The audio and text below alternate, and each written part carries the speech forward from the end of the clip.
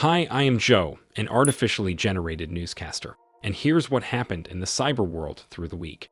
Let's start from Jack Teixeira, a man with an invisible bedroom who leaked trove of classified Pentagon documents to his Discord buddies through the last year. Teixeira was finally indicted by the federal grand jury in Boston court and now faces up to 10 years in prison and a $250,000 fine for each of 6 counts of unlawful behavior.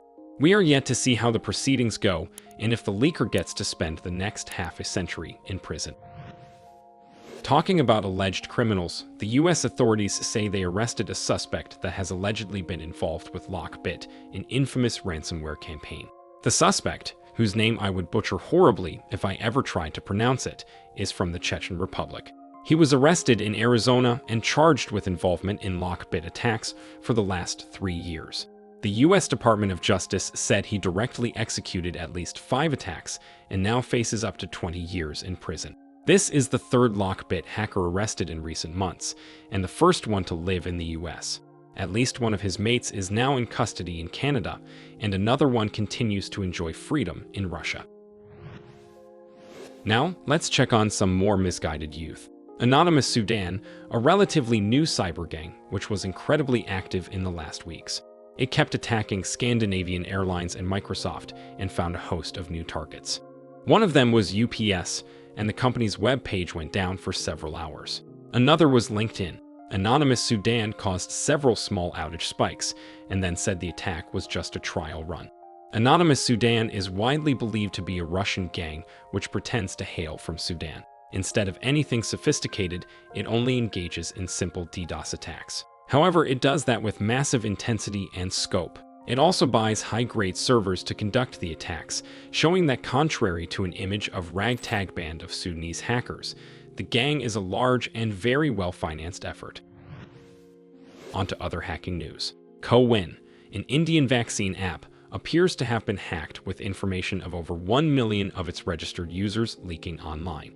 A Telegram channel began posting personal details of people who used the app to register for vaccine shots. The victims even included government officials, and although the Indian government denied the leak at first, it later admitted that a lot of data may have been stolen.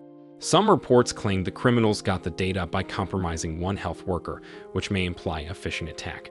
Such attacks are the most popular way to hack someone and sometimes can be rather difficult to avoid. Indian press began criticizing the government for poor response to the situation, and it seems officials didn't issue any official recommendation or response to the victims. Such leaks can lead to identity fraud, when malicious actors use the victims' data to impersonate them, for example, to take credit or access their accounts. So, if you ever find yourself on the receiving end of such a leak, please be extra careful. Another service to leak huge amounts of user data was Temp. It is a disposable email service with millions of users, and as my fellow Cybernews researchers found out, not all of its systems were adequately protected. A misconfigured system gave access to the internal workings of the service. This could allow malicious actors to uncover the identity of the users, conduct phishing campaigns, and do other kinds of nasty stuff. After our researchers contacted the service, the access was finally closed, although we still don't know if any malicious actors had a chance to use it.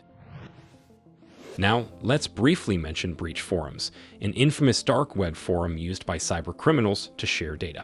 As you may remember, it was taken down in March, with one of its founders, Pompurin, arrested. However, now the forum is up and running again, despite the former admins previously vowing to never restore it. It is yet unclear who, if any, of the former administrators is behind the restored site, and although it immediately started bustling with activity, many former users seem suspicious that the forum might be a honeypot set up by the FBI to catch wannabe criminals.